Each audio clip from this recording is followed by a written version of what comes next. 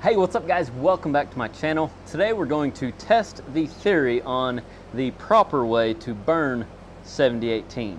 If you're new to the channel, you may not know about the video that I shared a little over 2 years ago about me welding on a Starbucks structure. We'll put a link of that specific video that I'm referring to in the description of this video. I believe the title is something along the lines of welding in the big city. And at 12 minutes and 48 seconds in that video, it was a time lapse of me welding with 332 7018. Some of you caught it and commented on the video. I went back and forth without picking up my rod. So in other words, welding over my slag over and over again. And those of you that commented saying that's not allowed or you're gonna catch trash there, something along those lines, you were probably taught, just like I was in welding school, that you're only allowed to drag 7018, maybe with a little bit of horseshoe motion, but not any kind of whip action with 7018 or any kind of dragging back over your slag and whatnot. So in today's video, I want to actually test that theory by welding out this 3/8 plate with 7018 all the way out. And then I want to test my weld by using a torch and cutting through the whole weld slowly and seeing if there's any gas pockets, if you will, or porosity in my weld.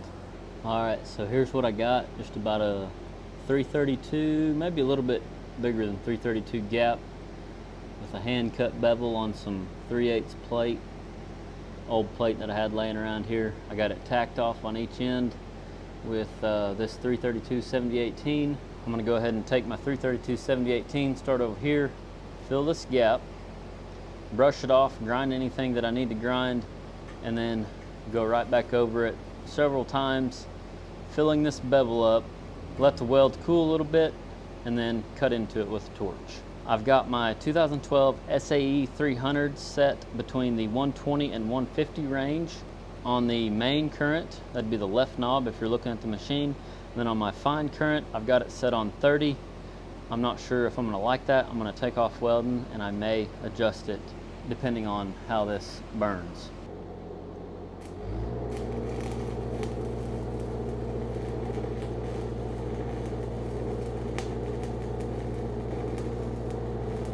It's a little toasty. I'm gonna have to go turn her down.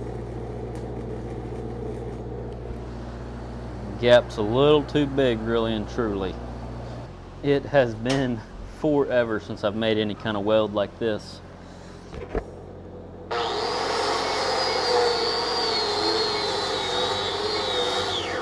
I'm going to be starting with a fresh welding rod. I have bumped my machine down to 120 on the left knob and left my fine current on 30.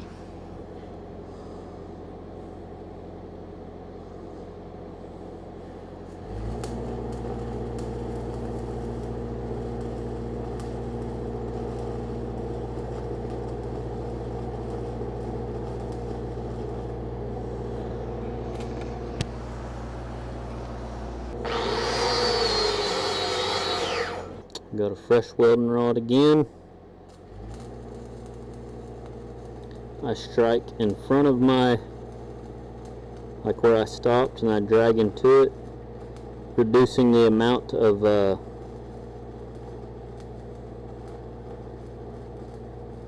porosity that I'll have in my actual finished product. So like see here, this whole time I've been whipping it. And back whenever I was in school, I was not taught that this was okay.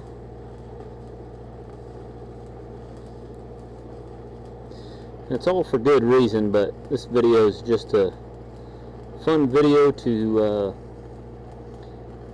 kind of just encourage people to try things and not live in a box, you know.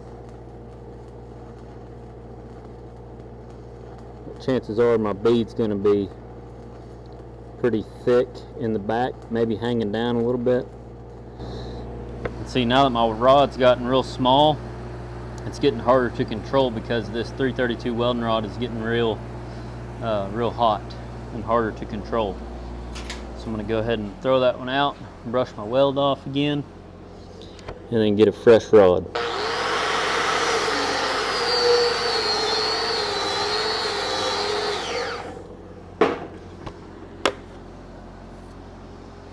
fresh welding rod, bend it, strike over here closest to y'all and drag into my puddle, or into my existing weld.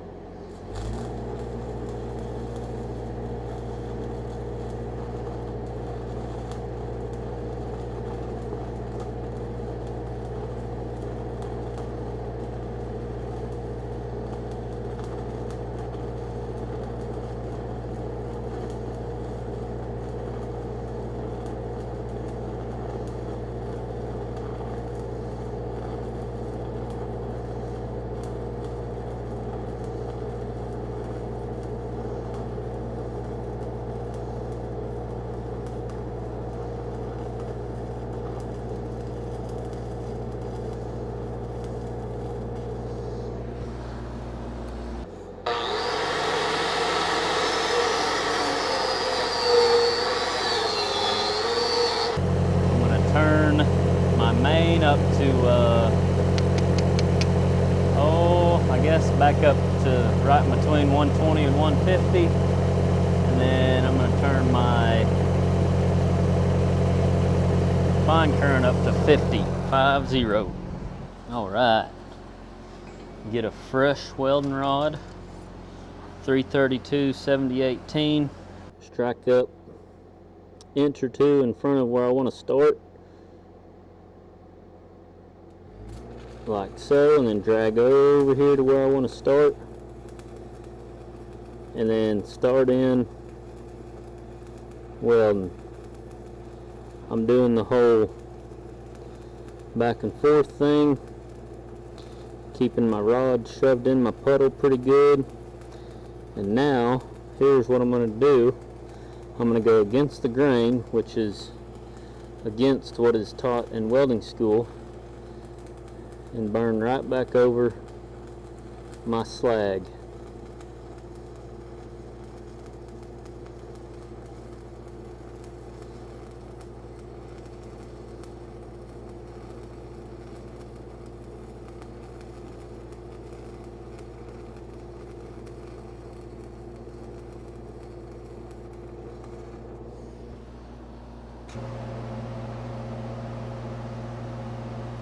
Still burning red hot. Go ahead and brush it off, take a look-see at it. Actually, before I brush it off, I'm going to tap it with a chisel. All this does is allow me to take this slag off in a slower manner versus that brush slinging it, you know, hitting the wall and then down my shirt. Kind of will wake you up if you're not ready.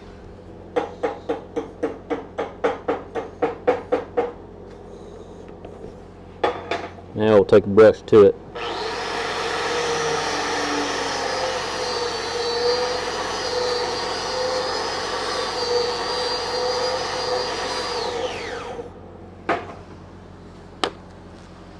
All right, now I'm just gonna take off welding, finish welding out probably, and then I'll do that a little bit on every pass. I'll go back and forth over my slag, just to try to put some, I guess you could call it trash or whatever.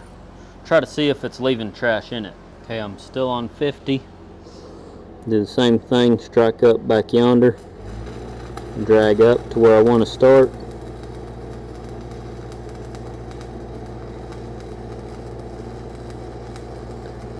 Start welding.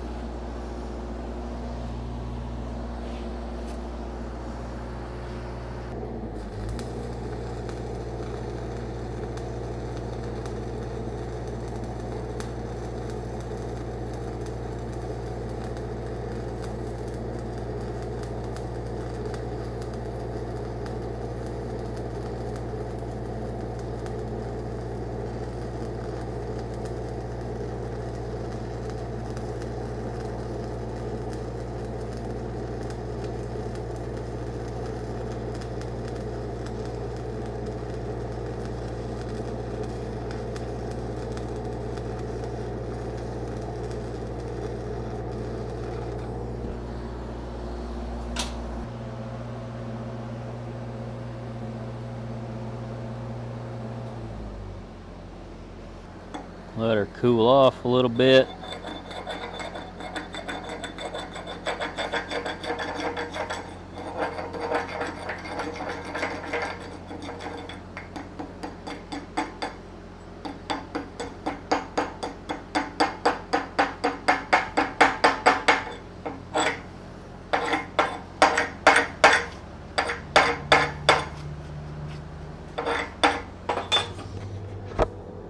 Give her a little brush.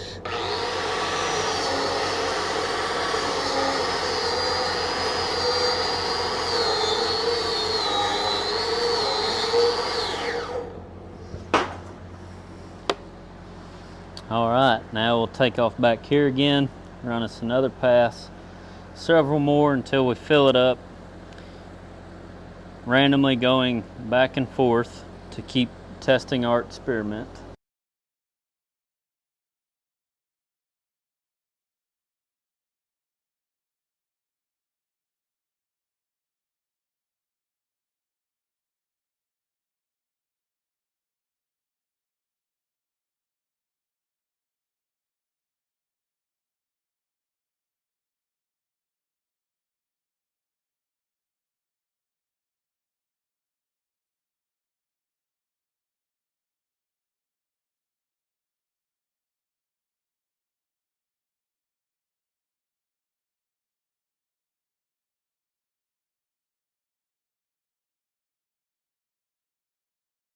I've worked with older guys older welders that said back in the day they had welding tests where the inspectors would not let you use a grinder. And as I'm saying that out loud, it's really not just back in the day. I want to say the test that I took for my bridge certification in Oklahoma City years ago, right after welding school, they didn't let me use a grinder. And I believe it was this right here was flipped up like so.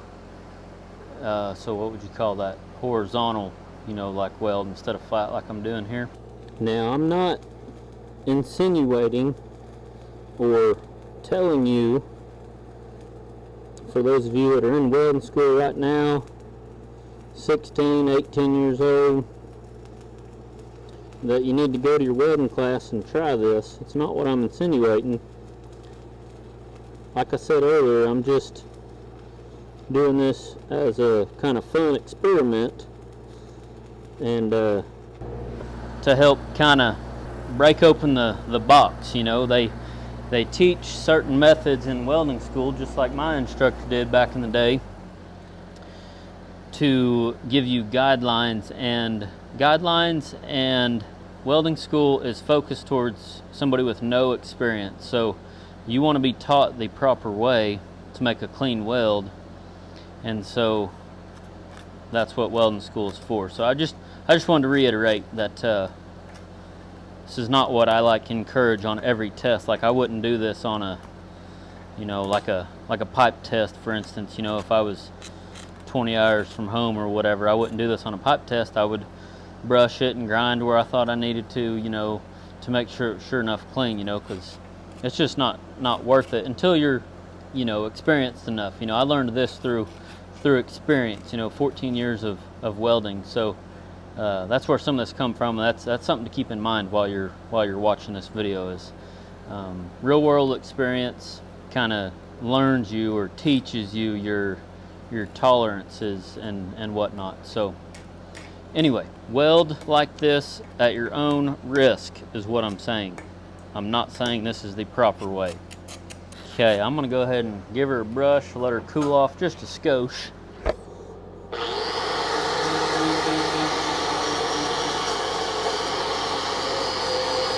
Let's get you in here and take a close look here. Yeah, let's go in here and look at it from my perspective.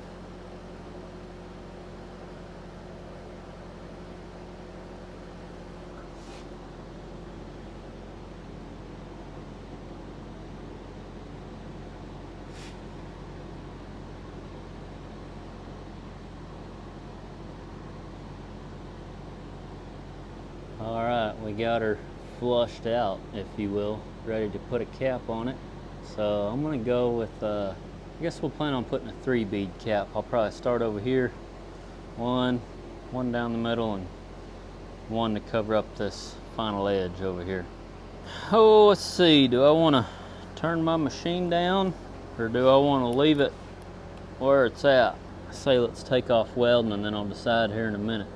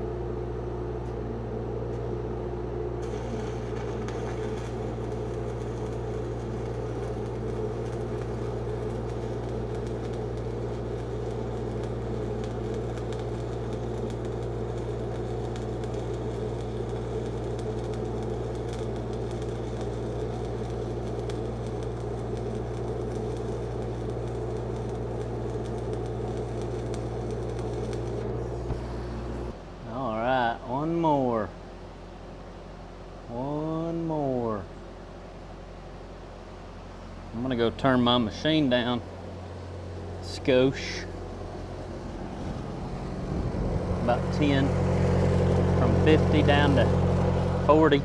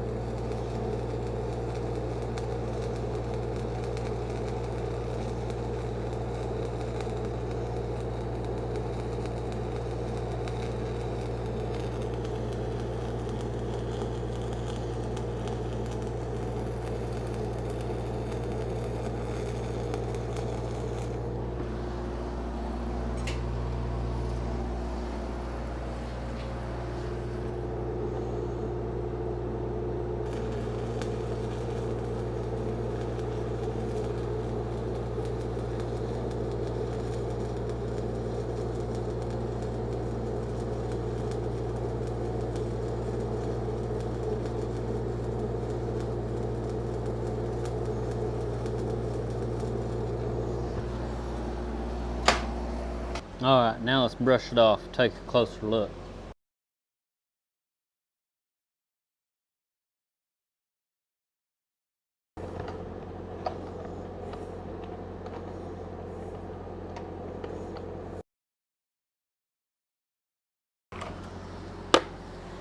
She is toasty. I mean toasty.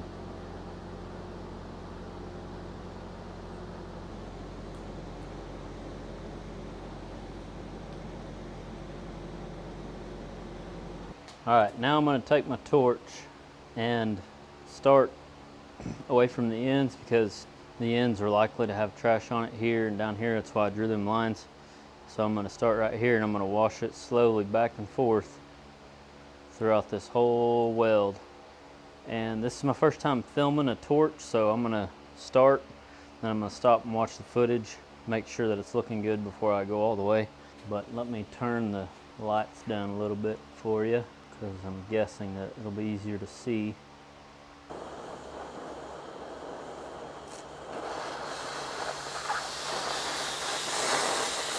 Heck, let's go ahead and wash this end out.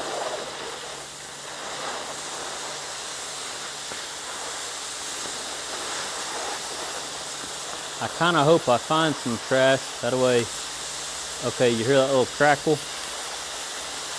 That way y'all know what I'm looking for. It'll kind of crack where you might actually see a little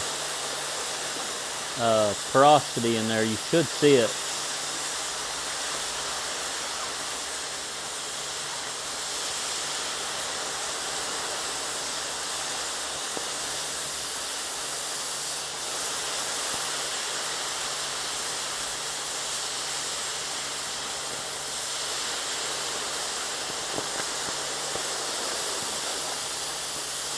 But as long as everything is clean,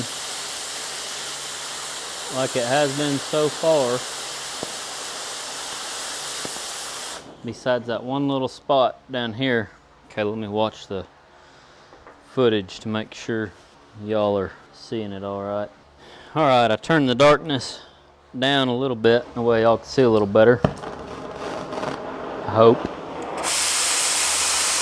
I'll go ahead and wash this out down here so it's out of your line of sight.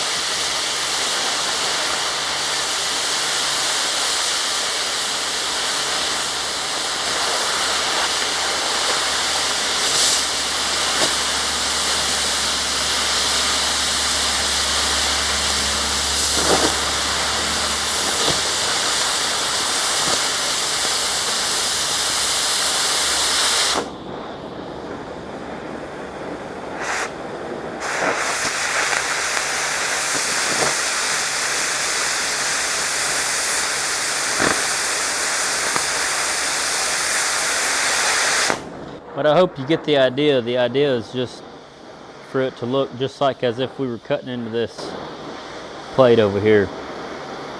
No flaws.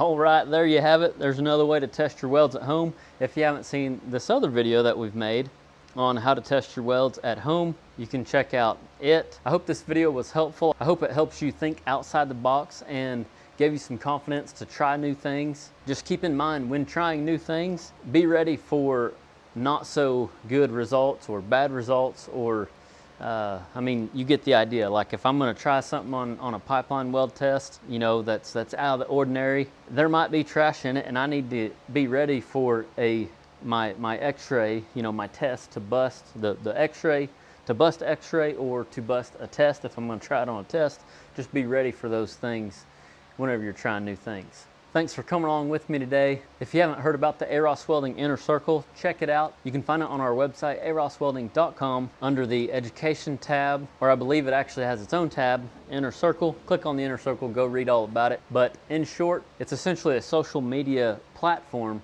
for welders, families, small business owners, people like you and I doing what we do for a living. Check it out, let us know what you think, and remember, learn something every day.